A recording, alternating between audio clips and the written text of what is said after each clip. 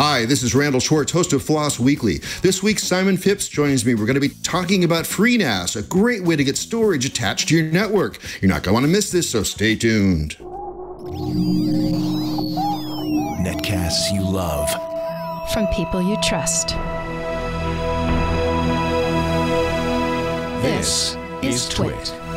Bandwidth for Floss Weekly is provided by CacheFly at CACHEFLY.com. This is Floss Weekly with Randall Schwartz and Simon Phipps, episode 432, recorded May 2nd, 2017, FreeNAS Update. This episode of Floss Weekly is brought to you by GoCD, an on-premise open-source continuous delivery server by ThoughtWorks. GoCD gives you complete control of and visibility into your deployments across multiple teams.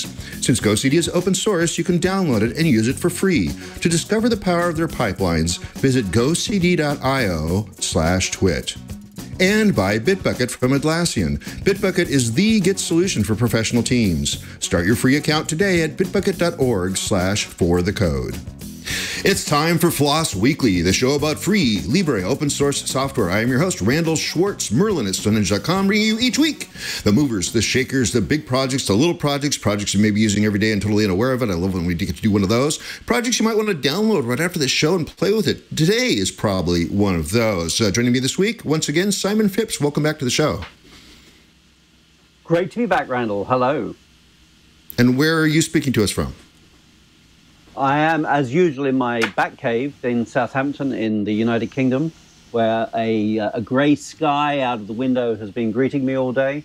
And I've been sitting here excitedly waiting to get back on the show again. Excellent, excellent. Well, you're on. That's definitely true. And for those of you that are watching the video, you might notice a slightly different background for me. I am in Boston, Massachusetts today. I'm at an Airbnb. Hopefully the bandwidth holds up for this particular show. Hopefully the lighting isn't too overwhelming or underwhelming. And I'm here because there's the Red Hat Summit. They hold this every year. Last year it was in San Francisco. This year it happens to be in Boston at the Boston Convention Center, which I hadn't been to before. I'll be heading over there immediately after this show. It's midday today already. Normally I do this show in the morning, it feels like, but today it's midday. And I'm going to go look for future guests. Actually, last time I was at Red Hat Summit last year, I found 5 or 6 guests that I helped fill the schedule with, so I'm hoping to do the same as well today, which is the reason I'm here in Boston. That because they invite me as Floss Weekly. This is really cool. This is the status of the show is such that I'm now getting invited to various conferences around the country, even around the world, as my role as showrunner for Floss Weekly. So today we have on FreeNAS. It's a network task storage. Well, here, I'll just read what they say about themselves. It's an operating system that can be installed on virtually any hardware platform to share data over a network. FreeNAS is the simplest way to create a centralized and easily accessible place for your data. Use FreeNAS with ZFS to protect, store, back up all of your data. FreeNAS is used everywhere for home, small business, and the enterprise. We have, coming on in a few minutes, will be Kris Moore to talk about that. But let me tell you my experience from this, what I've seen about it so far, is that I'm a big FreeBSD user. In fact, my main server, Stonehenge.com, is all running FreeBSD right now. And I like it for many, many reasons. It seems to be, I ran OpenBSD for many years, and the policies of the people in charge there were a little odd sometimes, so there weren't ports brought in as quickly as I wanted them to do. But FreeBSD seems to have the broadest background of ports, the best community support, and also it has things like ZFS, even booting off ZFS right out of the box. And what FreeNAS has done is taken the standard FreeBSD release and added to it a bunch of packages and things to make it more like a network-attached storage device with lots and lots of cool features, of which I don't even know all of them, which is the reason we have a guest on, so we can get our answers done like that. Simon, what do you know about this so far? It's been a long time since I looked at it. I think it was on the show in 2012. And yes. I remember looking at it at that time and thinking that it was closely related to a hardware business strategy. And I'll be very interested this time to see how that hardware business strategy is going and whether it's powering development and just how diverse the community has become. But apart from that, I think that you're probably far more into it than I am, actually. Okay, good. And actually, you were on so long ago that you were in black and white. Do you remember that episode? I really don't know, but you'll see this week. Unusually for me, I'm here in red, which never happens. But today was the day to bring out the DebConf T-shirt, possibly because it's a BSD themed show, just to show there is another side. Awesome. Well, the reason you were in black and white is it was the SOPA protest. Goodness me. Doesn't time fly? We're getting old. We're both getting older. Yeah. And it sucks getting older, but the alternative is much worse. Anyway, we have lots of questions to ask. I have lots of questions to ask, but we do have an important message before we can do that, because this episode of Floss Weekly is brought to you by GoCD. GoCD is the on-premise open-source continuous delivery server created by ThoughtWorks. With GoCD's comprehensive pipeline modeling, you can model complex workflows across multiple teams with ease. GoCD can easily configure dependencies for fast feedback and on-demand deployment with its parallel and sequential execution. It offers complete customization for your software's individual needs. GoCD's real power is in the visibility it provides over your end-to-end workflow, so you get complete control of and visibility into all your deployments across the organization. It supports auditable deployment and can delegate the configuration of pipelines to users without full-blown admin privileges. GoCD will perform tests written in most languages or frameworks. Their test reporting will tell you in exactly which change set and on which platform a test started breaking. You can compare content across any two arbitrary builds, making it invaluable when troubleshooting a broken pipeline. GoCD has extension points for which plugins can be created. Numerous plugins are available, or you can write your own. Say goodbye to deployment panic and hello to consistent, predictable deliveries. GoCD is open source that you can download and use for free. Discover the power of their pipelines at gocd.io/twit. That's gocd.io/twit. Commercial support and enterprise add-ons, including disaster recovery, are also available. And we thank GoCD for their sponsorship of Floss Weekly. Now let's go ahead and bring Kris Moore on. Kris, welcome to the show. Hey, glad to be here. Thanks, guys, for the invite. Cool. And where are you speaking to us from? So I'm actually located in Maryville, Tennessee, which most people don't know where that is. So Knoxville, Tennessee is a little bigger. Maybe you do know where that is. Very eastern tip of Tennessee here in the U.S. Eastern time zone for those who wonder. But yeah, nice little small town. And I'm sitting here at the iX's office. We have an office, of course, in San Jose, California. But then we have a satellite office now in Tennessee as well. Okay, I'm going to wave in your general direction. I think it's right about there, south-ish. Yeah, right. For me. You'd be maybe back a little more south here for me. Okay. Yep. I always love this. It's a perfectly virtual show, and I still talk about physicalities when we're doing all this because I think it's great. It grounds what we're actually doing. Okay, now let's get on with the show. So, FreeNAS, what problem is it solving? Why would I even think about getting something like this? Well, so of course, you're looking for a NAS. And of course, if you're on this show, maybe you're interested in open source. That's a big deal, right? Especially for a lot of us. We're BSD nerds at heart.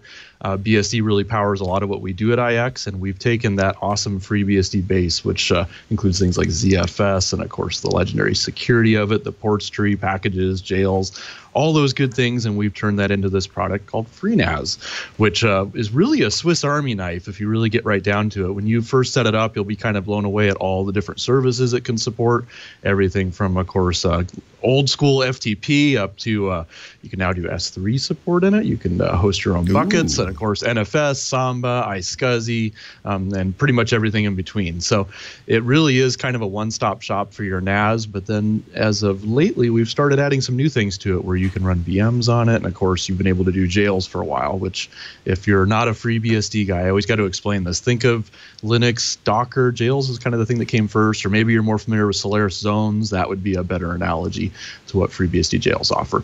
But definitely just a lot of neat stuff under the hood. And we've seen people do some really wild setups with FreeNAS. So don't just judge it immediately by looking at it. You might find out somebody's doing some really crazy setup on it that you didn't even think was possible, but it just kind of gives you the freedom to do that.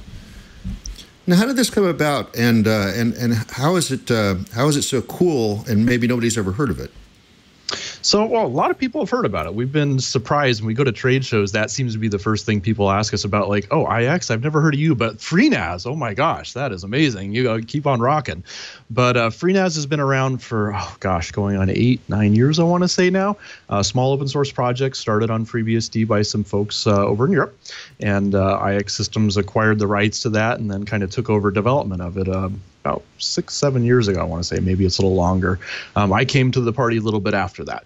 But since then, they did a rewrite of it many, many years ago, and they've hit FreeNAS 9, then they did 9.3 and 9.10, which are based on versions of FreeBSD 9, and then 9.10 was based on FreeBSD 10, and then now we're looking at FreeNAS 11 actually coming out here in the next few weeks, which will be based on FreeBSD 11 stable.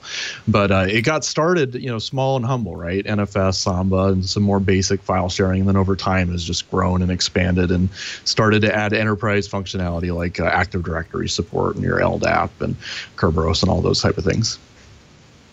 Well, this sort of makes sense then if I'm running, say, a commercial network, a small office or whatever. But does this have any value for me as just a home user? Sure, and that's actually kind of our secret strategy, right? That's how we get into people's lives initially, is in the home. So a lot of people grab FreeNAS because, hey, it's got the word free in it, it's a NAS, it's open source, that kind of gives us all the warm fuzzies, right? So we go ahead and grab that, and then you deploy it at your house, and next thing you know, you're rocking plugins, running things like Plex Media Server, or Sickbeard, or Couch Potato, or whatever. So you can definitely use it as kind of your home NAS media streaming entertainment center, but in addition, now you're doing your file sharing as well, your NFS and your Samba. And again, for home users, because it's built on FreeBSD, we're not locked into any particular hardware. So people cobble together all kinds of crazy rigs, some very humble, some that we go, oh, you probably shouldn't run it on that, to other just powerhouses. We've seen some wild builds people have done on their own, and they run kind of everything in between. I have an existing, well, let me describe my setup and then talk to me about whether I could actually replace it all with FreeNAS, or maybe one of your hardware devices that we can get into in a few minutes as well. Yep. So right now what I've got is I have a Drobo that has something like 16 terabytes of storage in it, but you can't really see the Drobo on the net. So I have I have a Mac for my daily usage, and I have an older Mac laptop that's up there, so I can do back to my Mac and pull up my screens, or I can even run iTeleport or whatever is one of the protocols that it knows how to do. Actually got 3 ways to pull up my screen on my Mac, and sometimes one of it or the other one doesn't want to work. Okay, the reason I have to do that, though, is because, okay, so my Drobo has all of its data on it, and it can be seen over the FireWire from the Mac. But in order to move it into the cloud so I can get to it when I'm on the remote, I have to then go in with a Finder window or sometimes with an SSH command line and copy it to my Dropbox or whatever. I actually have about 7 services to do that too. I have way too many things about being portable to really make sense. Is this something that I could replace that entire setup then with a FreeNAS device? I think pretty effectively, actually. So FreeNAS is all web-based, so you'll have a nice web interface which gives you access to. You're not going to need to hook up another PC to be able to control it in any way. It is a complete solution, so basically after you've gotten it installed and got all your storage and disk set up, you'll have a web interface to go set up your shares, manage your shares. You can export over protocols such as WebDAV, for example, so if you need to get at your files remotely, you can do that. Of course, you could set up SSH if you want to just go into it. And I'm old school Unix, so SFTP works really well for me in most cases. But you can do that and everything in between, right? And then share the same directories or data sets via Samba or NFS locally as well. So as long as you have a web browser, you can point at it. You can definitely manage it and do everything through that. So you could eliminate at least 2 out of that 3 of your setup, I believe. Oh, cool. Okay, well, I want to look into this. Well, here's going to be my litmus test, though. I don't want to be. I am actually smart about ZFS because I like I said, I'm booting off ZFS on my cloud machine. I really was happy when all of a sudden FreeBSD could do that. Still don't quite understand boot environments because I know I want to upgrade safely, but we could talk about that later. Sure.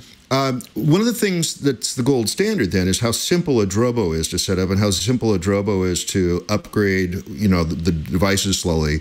Can FreeNAS approach that level of simplicity? I mean, could a consumer use this without having to have all the FreeBSD knowledge behind the scenes? Sure.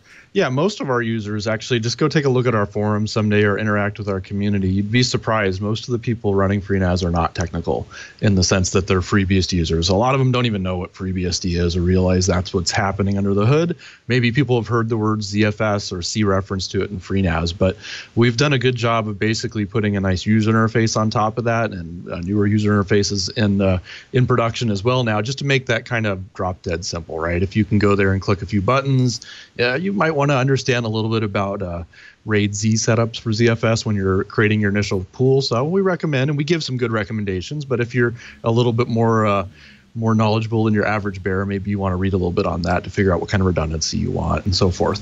But again, the web interface makes it simple enough that just about any home user is able to go ahead and get it deployed and then start setting up services and sharing without needing to know too much of the nuts and bolts under the hood. Except they do need to know how to set up a system. So that could I just recycle one of my old PCs that is sitting around and it has a bunch of disk attached to it? Could I just turn that entirely into a FreeNAS box?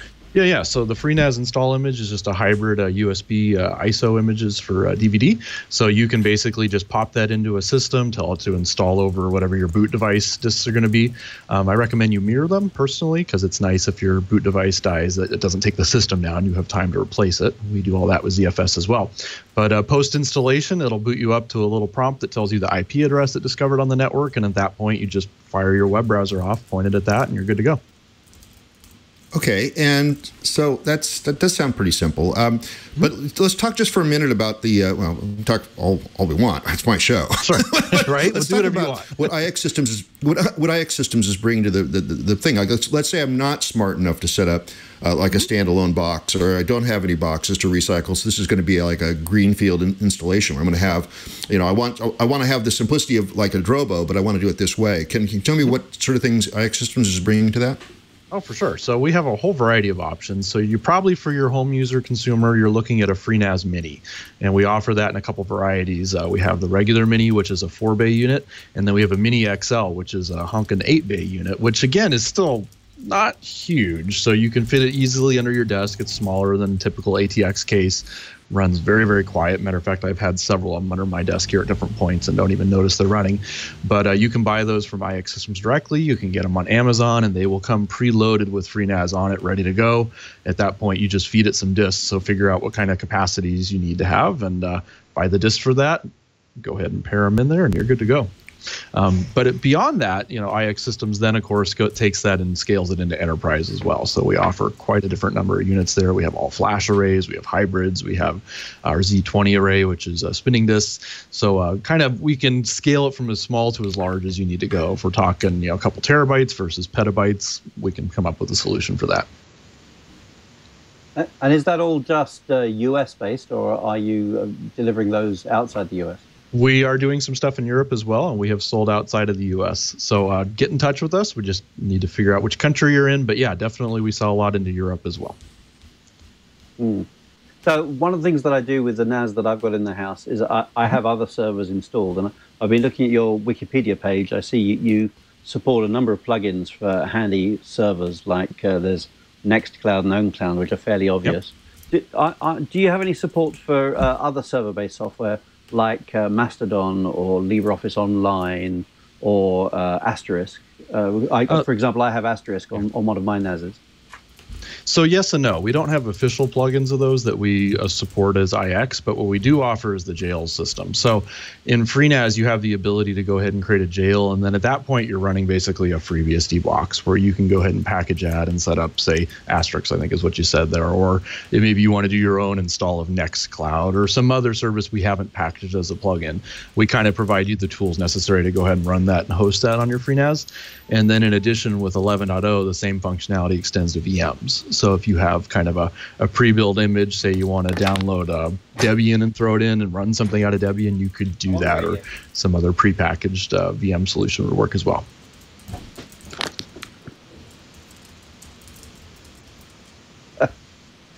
Nope. Excuse me, running away there to catch my telephone. Okay.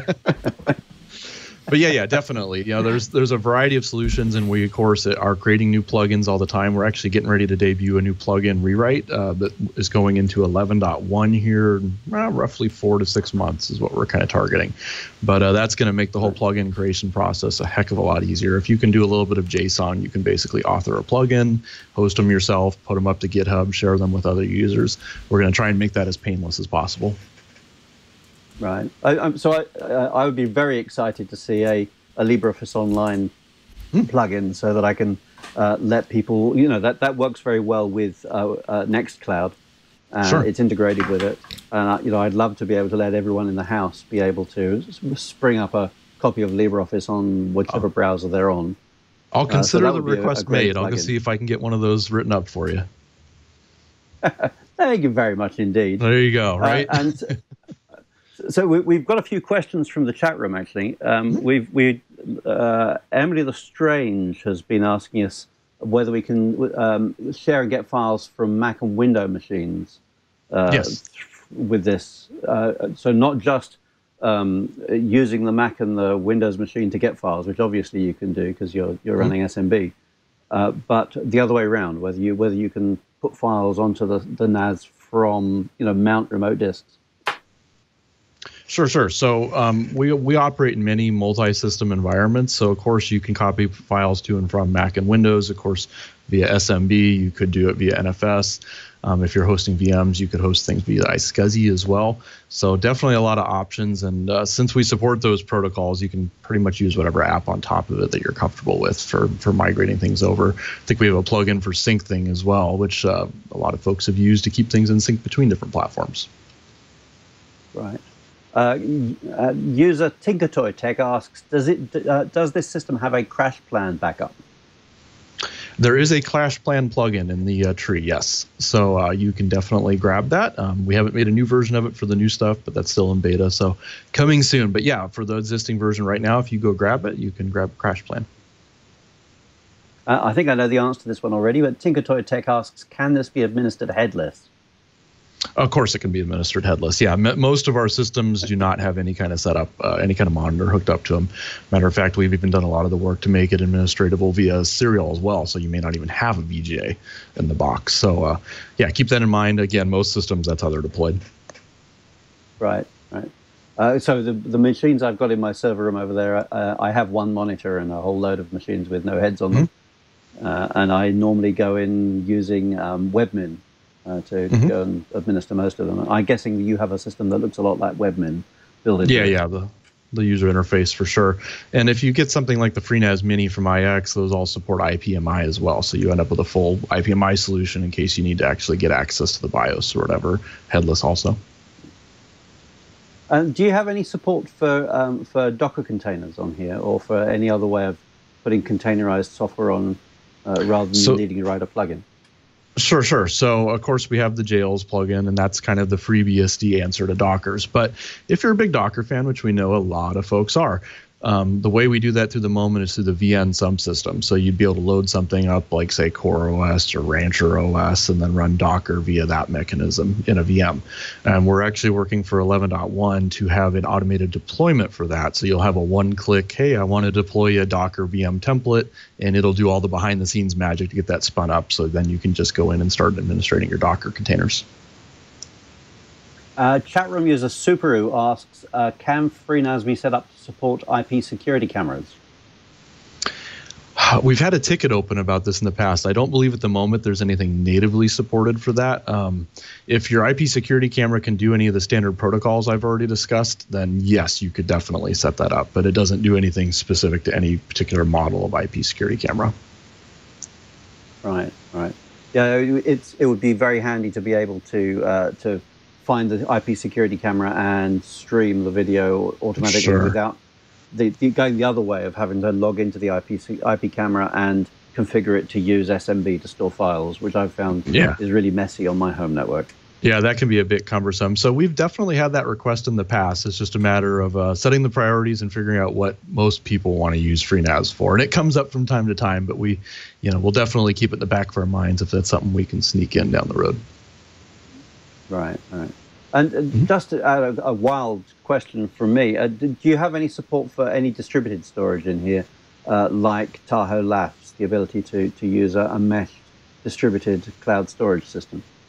Not at the moment. We've just started putting the initial stuff going into the new 11.0 release with MinIO. I don't know if you guys are familiar with that, which is an S3 object store that does support distributed. So we're just starting to get into that space and start to experiment a little bit. So I'd say stay tuned over the next year or two. You might see some of that start to show up.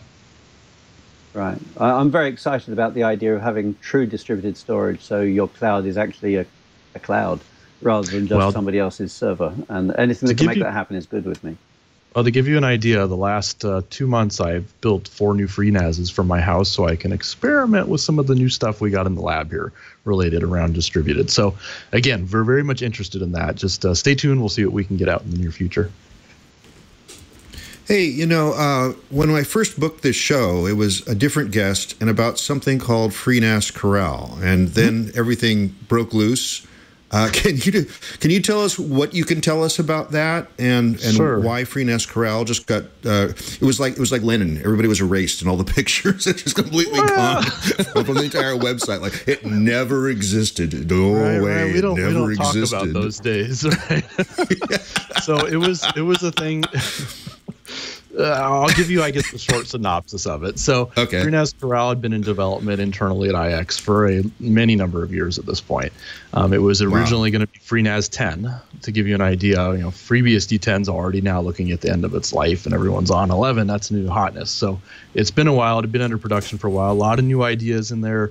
All new code, all new rewrite, everything down from reaching into the OS, middleware, UI, and so forth and so on. It had a lot of cool concepts like Docker integration, and of course the VM integration was pretty neat, a CLI, etc. But after it got released, the lead for that team ended up leaving iX to go chase some other opportunities elsewhere, and we had to do just a really significant code review and look at it internally and decide, is this something we can push forward? Was it written in such a way that we can support it, we can maintain it, and continue to evolve it properly? And the decision was made, it'd probably be better just to pull some of the neat bits out of Corral, like the VM support, adding some of the Docker functionality, look at a CLI. It would be a lot less effort to bring those pieces back into our existing code base, which is already pretty tried, true, vetted, and enterprise out in the enterprise right now. It's solid. A lot easier to bring those in, kind of one at a time versus going with the whole rewrite approach and then trying to spend years making it stable and ready to be something we could officially support. So again, it was a gut-wrenching decision, a lot of internal debate about this. It was a big deal, right, to kind of pull back on a release after you've done it. But we just felt for our community and just for what a NAS is. A NAS is something you want to be able to set in the corner, and you want to know that it's solid, it's not going to croak on you, your data is safe. That's the most important thing. And we felt that going the route we picked here was the best solution forward. Okay, and but I also understand it left some of the people who had already upgraded and migrated sort of in a lurch, in a something. Pick a word. I don't know what to say there. Yeah. So thrown for a loop. There we go. Sure. So the good news is about that, all your data is still there. So Corral uses the same ZFS that's going into FreeNAS 11, same version of it, and same version that you can use on FreeBSD even for that matter. So all your data is definitely not lost. You can always import that pool on a FreeNAS 9, 10, 3 or 11, whatever version you end up running. The nightlies right now could import that pool and you can get going. What doesn't get migrated back is some of the specific settings. So you will have to go back through and maybe set up your NFS shares again. If you had a VM deployed, you'll just need to import that VM disk image and set back up the properties for it. It was so radically different. That's not a direct one-to-one thing, being able to migrate that way. Sure. One of the things I like about OS 10, keep going at that, Mac OS now, got to get the new name, Mac OS, right. is that I'll never get used to that. I've gotten so used to saying OS 10 all these years, I'm not going to be able to say Mac OS, but okay. I'll make the mistake at least 2 or 3 more times, probably in this show, and we'll see. But one of the things is that the GUI is actually editing the underlying files that I'm familiar with, like network stack, things like that. I have GUIs that can update like the PF firewall and things like that, but ultimately it's the files underneath that are actually driving the thing. And I'm expecting and hoping that the GUI this FreeNAS has as a front end is only just modifying normal system files, or is there also some database that it also uses that has more metadata beyond that I could only get to from the GUI then? So kind of a hybrid. So the way it works is the UI does talk to a middleware which has a database, and that database is what we consider the source of truth in that it keeps your settings, right? But what happens is that database then, when you boot up the system, just reads the database and it writes to all those files you're talking about. So your PF config, your SSH config, your ZFS setups, your NFS setups, your Samba config. So all the standard config files you're used to seeing when you go log into a FreeNAS box, SSH in, you can go look at those and you can poke at those. But the reason we do it this way with having a database is it makes it very easy to back up. So part of one of the cool things about FreeNAS is you have the option via the UI to say, I want to back up my entire config, which is all of your setup minus the data. And at that point, it just backs it up to a single file. You could say migrate systems, yank your data disks out, put them in a brand new system, reinstall it, and say restore my config. And hey, all my users came back, all my NFS came back, all my iSCSI shares came back. Everything's back exactly the way it was before. And again, it's just basically acting as a translation layer in between those files you know and love and our database, which just keeps it nice and tidy in one location, easily backupable and importable. Well, this episode of Floss Weekly is brought to you by Bitbucket. Let's be honest, your code is your world. You create it, tweak it, and lovingly obsess over it every day. So picking the right repository management tool is super important. Only the best for your code, right? That's why the team at Atlassian created Bitbucket. Bitbucket is the Git solution for professional teams. It helps over 5 million developers build with a purpose. Bitbucket gives teams of all sizes free private repositories with state-of-the-art features. The world's best pull request algorithm. Collaborate right in the code with inline comments, threaded conversations, and mentions. Built-in continuous delivery. Branch permissions help prevent errors by controlling the actions users can perform. Get granular permissions at the project, repository, or even branch level. Integrations with your favorite tools like Docker, AWS, and Azure. Because Bitbucket comes from Atlassian, it offers the best Jira integration available, giving your team everything you need to take your code from concept to customer. More than 900,000 teams love Bitbucket. It's used by companies like Ford, PayPal, Starbucks, and Pandora. It's the only collaborative Git solution that massively scales. Bitbucket is for the code that takes us to Mars, decode the human genome, or drives your next car. Visit bitbucket.org/forthecode to start your free account. That's bitbucket.org/forthecode. Try Bitbucket today. What will your code do? Simon, do you want to go ahead and take the next question? Absolutely. So, Kris, this all sounds, pretty awesome here. What sort of system do I need to run this on? Has it got to be helium cooled, or can I run it on a Raspberry Pi? Can't quite go down to a Raspberry Pi, but it definitely doesn't need to be helium cooled. So FreeNAS supports the AMD 64 architecture, so pretty much anything 64-bit. That's for reasons related to ZFS. ZFS behaves best when it has a 64-bit address space, and it does tend to want a lot of RAM. The more RAM you can feed it, the better. Keep that in mind. You don't actually need that much RAM. We see people run it on 4 gigs just fine. You could go down to 2, although depending on what services you're running, like maybe that's not enough. But you can more often than not cobble together a system. You don't need a ton of cores for it. ZFS isn't very CPU intensive. So it just depends on the workload you're doing here. Really what you're going to care about is the speed of your disks and being able to properly saturate your network connection if you're doing, say, iSCSI or NFS or Samba. But yeah, I've run it on a variety of systems, real humble i3s. Heck, I have an AMD X2, an old AMD 64 X2 that I run it on. And just depending on the workload, you can definitely scale it up and down as needed. I would recommend, and we encourage people to get ECC memory. It's not officially required, but it doesn't hurt to have it when you're doing a copy run write file system.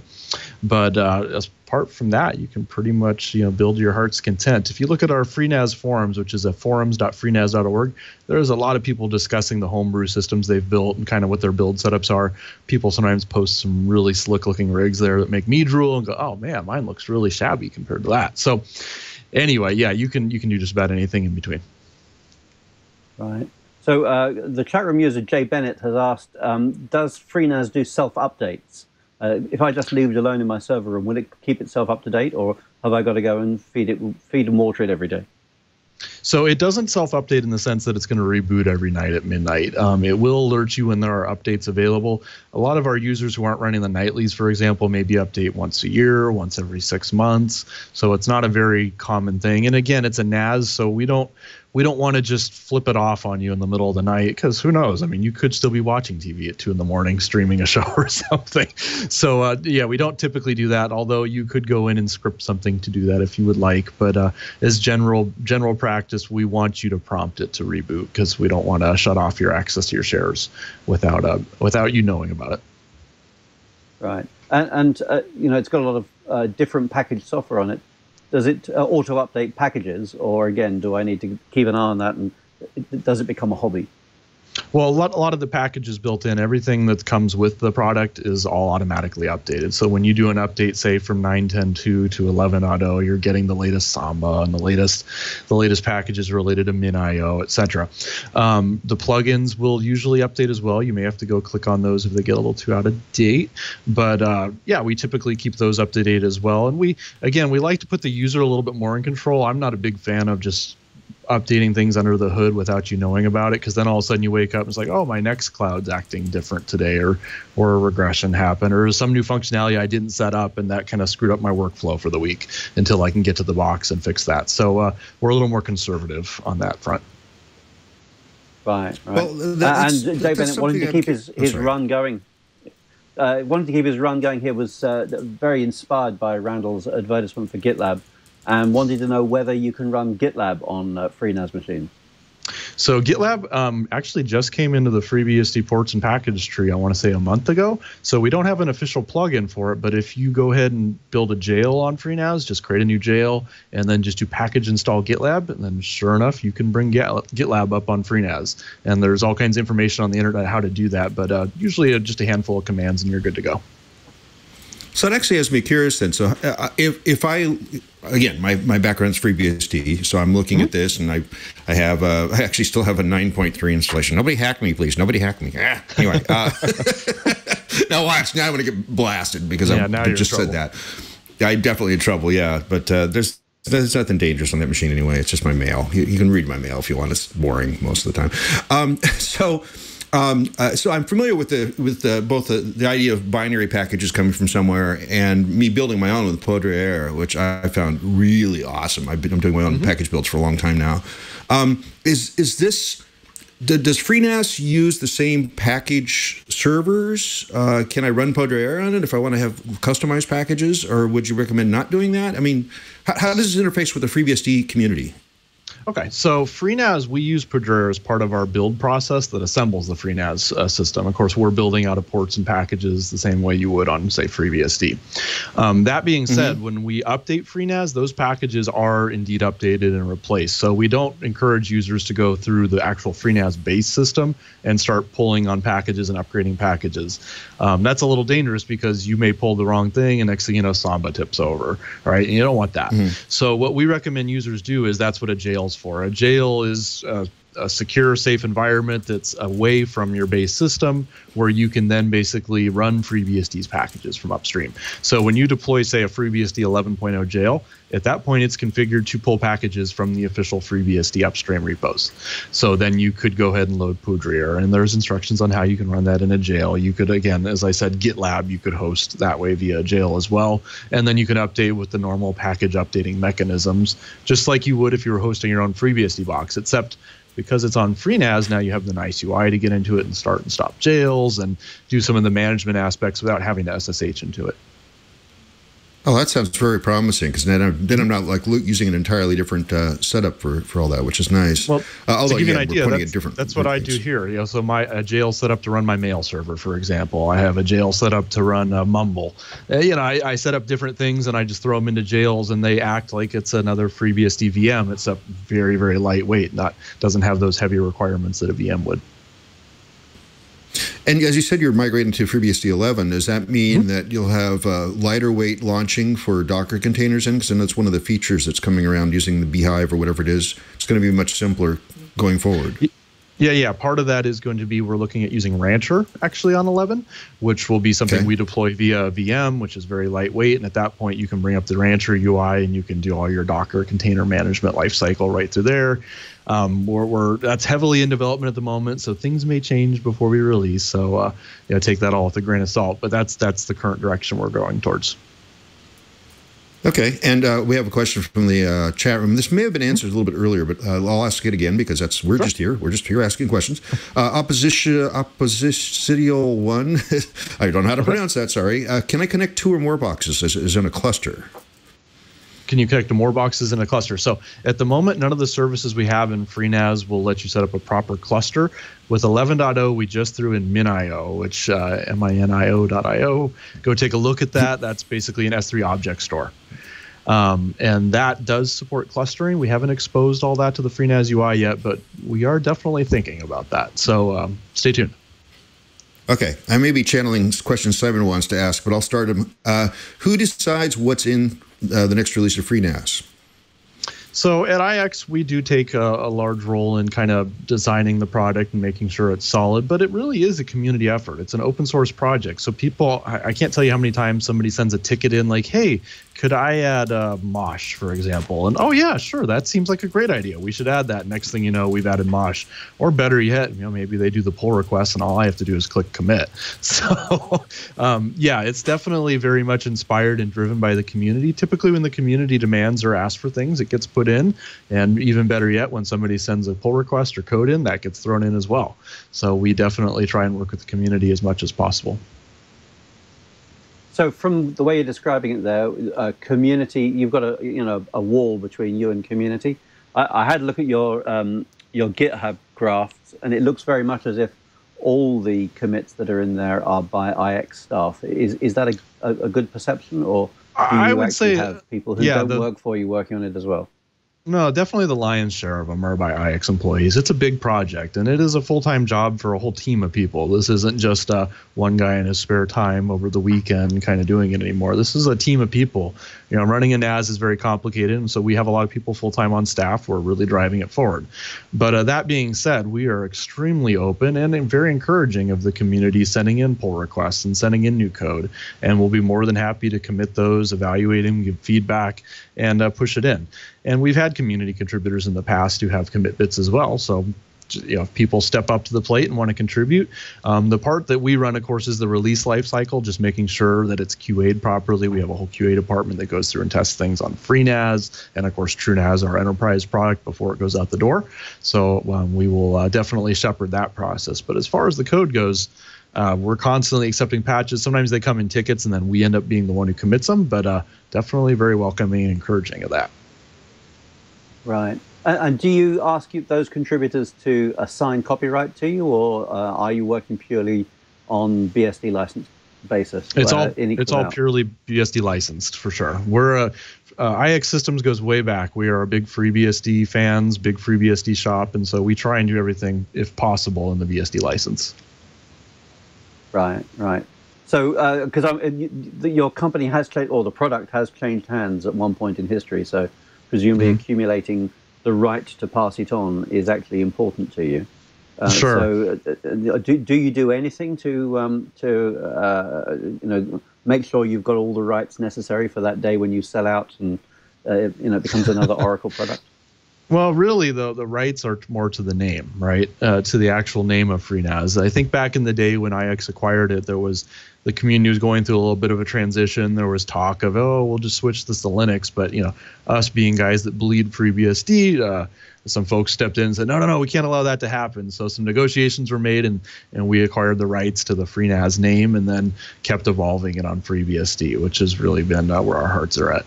So going forward, again, the FreeNAS name is owned by the iXsystems company, but the source code's BSD licensed. It's an open source project through and through.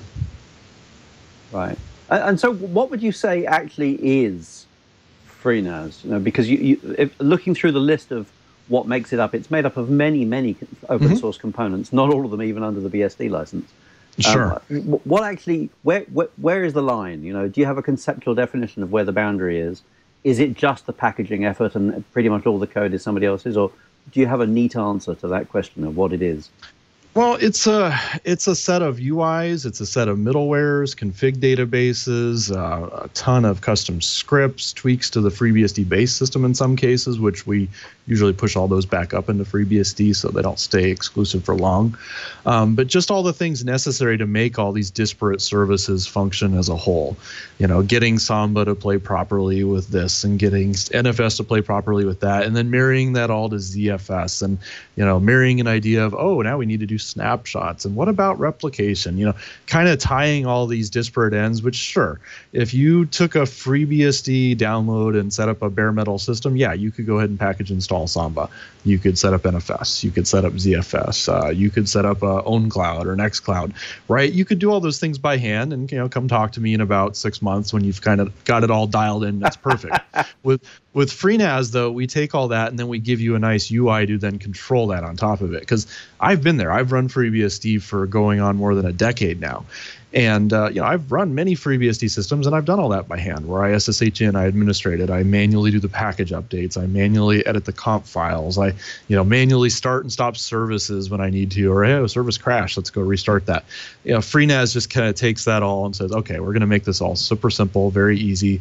So with a few clicks, you can do very complicated setups with iSCSI, for example, or you can do a really simple Samba share. You can deploy a jail. Again, a lot of the cool stuff you could do on BSD if you had just all the time in the world to sit with it. FreeNAS just takes that, bundles it all into one really nice, neat, tidy product that's been QA'd. And we have to do a lot of the work that you would trip over in the community too. For example, this Samba version has this particular regression, so we won't pull that in until that's been fixed. Whereas if you're on the FreeBSD side, I mean, the port just gets updated and the package gets updated, and when something regresses, that's on you. You get to deal with that. And we're going to try and QA and gatekeep those type of things so that they don't go and impact you out in the community. Right. So a question from the forum, WI Guy asks, what are the largest drives that you support in FreeNAS? And then a question that Randall and I both have for you is, what is the biggest installation you've ever seen? So drive sizes are changing all the time. I think, what are we experimenting with? Are the new 10 terabytes out, or is it 12? But I believe those are fully supported as well. FreeBSD is really good about, the underlying FreeBSD OS is really good about just kind of supporting those things. And we make sure, of course, they're supported as soon as we can get our sweaty little hands on one, right?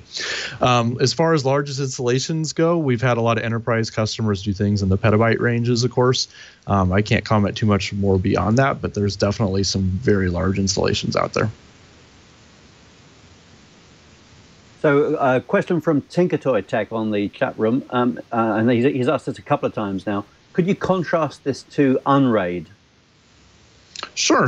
You could say they're definitely similar in some senses, but yeah, FreeNAS is FreeNAS, and I don't tend to comment on other competition out there, but there's other similar projects out there for sure. Right. And what would you say was your nearest competition when it comes to open source NAS? Because I've seen quite a few companies doing open source NAS, and or they claim it's open source NAS. What they're really doing is selling hardware, and their open source is a kind of a project to push their name out there. What would you say was your main competition? Well, the one you mentioned, Unraid, would probably be one of the first ones that comes up a lot of the times in recent history. There's also some other ones out there. Again, I don't like to mention all the names of competition, but yeah, there's definitely other ones out there, and that would probably be the closest one at the moment. Okay, hey, we're almost out of time, and I'm trying to think of just a couple more questions that came along while I was looking at this. I think I've got all the questions I was going to ask out of there, but is there anything we didn't ask yet? Yeah, boot environments. Go ahead. About boot environments? About at one point. That'd just be, well, given that this fundamentally is built on ZFS, and boot environments, I think, originally started with Solaris and have been ported successfully over to FreeBSD. Can you give me like a 30-second view of what, for our audience particularly, what that's about, and why does it make it more reliable to do an upgrade with that? Sure. So ZFS, of course, does snapshots and clones. So you can basically snap your file system at a point in time and then clone it and make changes to it. So boot environments just kind of takes that and extends it to your operating system level, where before an update, we snapshot the system. So it's exactly as it was at that state. Those bits don't ever change until you delete the boot environment. And then at boot time, you have the option to boot into those old snapshots, essentially, except they're fully read-write, and they can go and take on a life of their own. And just makes it very painless to upgrade. Should something screw up, or if you have a problem, or you fat finger something and end up messing up the update, like, not a big deal. You can just, again, reboot, pick the old boot environment, and keep on trucking like nothing happened. Try it again later. So that saves our hide, has saved our hide many a time in the past. I know I use it on FreeBSD, and I've used it quite successfully to make sure I can always roll back to my last known good image. Yep. Yep. And hopefully I can install the boot environment stuff on top of my existing running system, and then migrate. That's when we do the next install. It's actually the next boot. Sure. One other question I also had was, does it make sense to run something like FreeNAS in, say, a cloud machine? I mean, could I run this in DigitalOcean and get any use out of that? Sure, you could definitely run it in a VM, and we have seen people do that. Obviously, for performance reasons, you'll probably want to have it on bare metal just because ZFS will like to talk to the disk directly itself, and that's where it does all the proper checksumming and making sure that it notifies you and warns you if a disk starts to go bad and checksumming starts to fail. But really, there's nothing stopping you. If you wanted to load it up in a VM somewhere, yeah, sure, you could do that. Oh, and I have a question also, I guess, from the chat room. Can I get rid of my time machine attached storage with this? Can I run a Mac against this and make it look like a time machine? Yes, you can. We have lots of people do that. That's on the Mac. That's probably the most common thing we hear about is I'm doing time machine backups with it. Awesome, awesome. Okay, like I said, we're almost out of time. Is there anything that we didn't ask that you want to make sure our audience is aware of besides boot environments? Well, you definitely covered a lot. I would encourage folks who are kind of looking at FreeNAS for the first time. We have an 11.0 release coming out in the next couple weeks. We're going to try and get an RC1 of that out sometime this week. It's going to have a demo of what the new UI is going to look like going forward. We've rebased on Angular for our user interface, and we're starting to really get deep into this new development of this new UI, which looks really pretty and I think is a lot slicker and will give us a good framework to move forward. So exciting times there, looking for people to test the VM functionality and give us comments on jails as well, because we want to make sure those improve as well. Good, and I hope you're basing it on the new Angular 3 or whatever, because that's just barely around the corner coming out. And it's like Angular 4, I think, even. Whatever the newest. Oh, yeah. Yeah, it's Angular 4, yeah. It is a bit annoying that Google keeps breaking all the backward compatibility every time they come out with a new one, but you know, at least it's better than anything else that's out there, which is really nice. And the fact that Google's supporting it and huge community internally to Google using that, so it's the kind of thing I'm interested in. I'm actually coming at it from the Angular Dart angle, which is now a separate code base, but tries to have some of the same philosophies in it. So I'm learning to write Dart code using the Angular framework, so that's going to be pretty cool. Nice. Okay, we actually, one last question from the chat room. iSCSI, does it support iSCSI? Yes. Yes, of course. And we have lots of people using it as a backing for their VMware setups, for example, using iSCSI. Awesome. Yeah, thanks, Gray580, for that question. Okay. Wait, we still got questions coming in. I told you, final questions, people. All right. How well does it run on used hardware? And how about mixed size drive pools? So yeah, you can do a mixed size drive pool. Again, depending on how you set it up, though, if you're doing mirrors, obviously it's going to use the smallest disk size. So keep that in mind. If you have a bunch of 3 terabyte disks, you probably don't want to pair it with a 500 gig disk and expect your mirrors to look all right. But that being said, if you have a mixed pool size, once you've set up, it's easy to replace disks in the pool. So say, for example, you created it and it's a little bit smaller than you wanted, then you got that new shiny 3 terabyte and you can yank out the smaller drive. You could easily do that. You offline the disk via the GUI, pop the new 3 terabyte in, it'll reassociate, resilver, and at that point you can expand the pool and take advantage of the new size. Here's an interesting question, actually, now that I just thought of this. And so, again, I have this Drobo, I have this 16 or 12 terabyte system set up at home. Can you read the Drobo file format? Because I know that's open published. You know, that's actually one I don't know off the top of my head. I have not attempted it myself, and I haven't seen anyone talk about it in the community. Possible, I'd say maybe hit up our forums for that, see if anybody's attempted that in the past. Oh, cool. Cool, because otherwise I've got to have, you know, probably just buy hardware, be simpler that way, and set it up. Again, with my stupid ancient Mac laptop that I have there, would have to be talking to both my Drobo and that, and slowly do all the drive migration stuff, which is going to take forever. So it's bad enough when I every time I have to read from my Drobo, it's just like forever. And I don't mean dissing Drobo. Drobo is a good product. It's good for what it does, and but it now sounds like there might be some a little competition in the space with what you guys are doing. So appreciate that. Okay, cool. We are out of time now. now I do have to let you go. It's been really great. Kris, having you on the show, talking about FreeNAS and giving us an update into where it is and where it's headed. I appreciate that. No problem. Thank you guys so much for having me on today, and I wish you luck the rest of the show. Thanks a lot. Thanks a lot. That was Kris Moore talking to us about FreeNAS, one of my favorite underlying topics being FreeBSD. Simon, what'd you think? It's all pretty cool stuff. I've got just sitting on the desk just there, I've got an HP server that I picked up for not very much money in a sale recently. And I'm wondering whether I should blow away the nasty copy of Windows it's got on there and put FreeNAS on it and try playing with it. I'd like to see a little bit more emphasis on staying up to date. You know, I'm a little worried by the fact that things only get updated when we rev the whole system on there and that packages aren't being kept up to date automatically. And I'm a little worried by the implication that I do have to become something of a hobbyist to keep my NAS running. But it seems to be very comprehensive and capable. And it looks a pretty good choice if I am willing to take on those hobbyist responsibilities of having this domestic appliance under my care.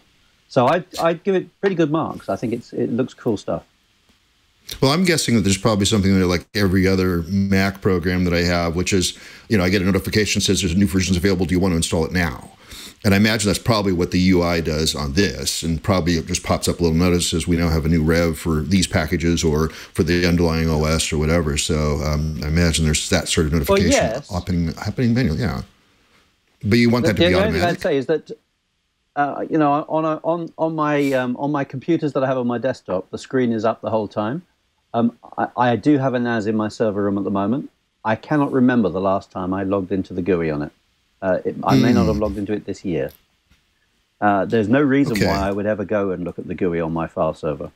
And the fact that I have to go in and check it regularly for alerts is what makes me nervous about this as a solution for me in my domestic setting. If it was in an enterprise setting, or if I was a hobbyist that I had that extra half hour a week that I didn't know how to fill, it would be a great solution. But I'm concerned about the fact that it doesn't keep itself up to date without me going and checking in on it.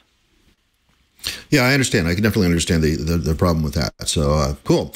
All right, well, let me move on because we're almost, again, we're out of time. We're out of time. Time to keep moving. So next week, I will be at OSCON in Austin. Apparently, the temperature there is insanely hot instead of just, so it's more like surface of the sun, I think, now. So I'm not really looking forward to my hot days in Austin coming up next week. But I will be talking to the Open Hub people, which discover, track, and compare open source. They have a big announcement they're going to be making. Apparently, we're scooping them because we're actually doing the show on Tuesday, and we're going to announce in the conference till like Wednesday or Thursday. So I'm actually going to bleed the actual thing they're announcing there. That'd be nice.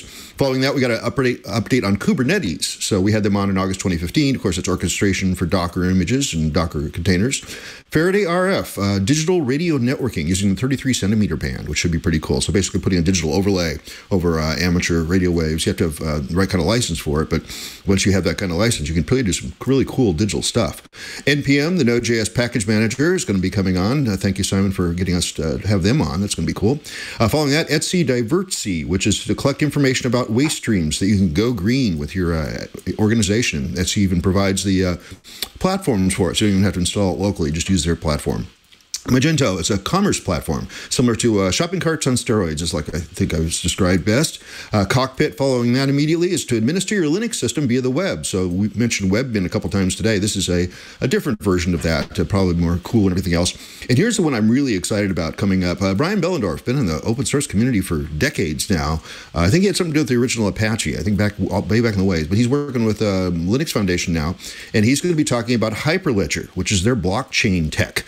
To do contract signing, Bitcoin equivalent financial transactions, a whole bunch of other stuff. So that should all be really, really good. That's coming up in about 6 or 7 weeks, maybe 8 weeks, somewhere in there. If you'd find out everything that's going on the show, go to twit.tv/floss. It's the homepage for the show. If you have other suggestions, please have the project leader or community coordinator email me, merlin@stoners.com. My address is on there on the webpage. I only have one slot left in Q2, so I'm opening up Q3 pretty quick. And I'm also going to be talking to people at Red Hat Summit, so hopefully they'll be slotting in. I have to have slots to slot them in. We're actually pretty full for a change. We've got about 8 or 9 weeks all in a row, which is all pretty good. We have a live stream at 9:30 a.m. Pacific time. It used to be Tuesdays. It's Tuesdays right now, but starting on January 20th, June 28th, I can't read my own notes, we'll be moving to Wednesdays. Same bat time, same bat channel, but Wednesday instead of Tuesday. So Tuesday's Wednesday, as they said in Xanadu. Anyway, follow us on Floss Weekly, Google+, and at Floss Weekly on Twitter, or me as Randall L. Schwartz on Google+. That's my sort of my origin blog these days. And that's also tweeted over to Facebook and Twitter at Merlin, M-E-R-L-Y-N. Again, I'm at Red Hat Summit this week. If you see me around, say hi. If you see something, say me. Now I'm getting goofy. Next week, OSCON in unbearable Austin. And then YAPC coming up in the D.C. area, I think coming up in about 2 months. So hopefully I'll be tweeting enough so people know when I'm going to be around there. Just got invited to go to allthingsopen.org, which is in the Research Triangle coming up, I guess, in October sometime. Again, I'm going there as a representative of FLOSS Weekly and looking for more guests for the shows. And then Dragon Con coming up in September. That is just an indulgence conference where I get to meet a lot of really cool people who are used to doing things that are related to fantasy, science fiction. I'm on the EFF track. I'm giving a couple talks, including my Dart talk, which should be pretty cool. Why Dart should be your next programming language. I'm going to be speaking about that. That's all the plugs I want to do. Simon, anything you want to plug today? Not a huge amount. You know, this OSCON next week is the first one in a decade that I've not been to. So I wish you every happiness there. I'm very hopeful it'll go back to Portland next year because it'll be a lot easier to attend if it's in Portland. But have a great time and try not to turn into crispy fried bacon while you're there if you can possibly avoid it. I'm not going to any conferences in the near future. But I'd encourage you to visit my website at webmink.com, visit my company's website at meshedinsights.com. You'll find me on Twitter as Webmink. You'll find me on Google Plus as Simon Phipps. You'll find me in the Linux Voice section of Linux Magazine every month. I have a column in there, and I encourage you to take out a subscription and read that.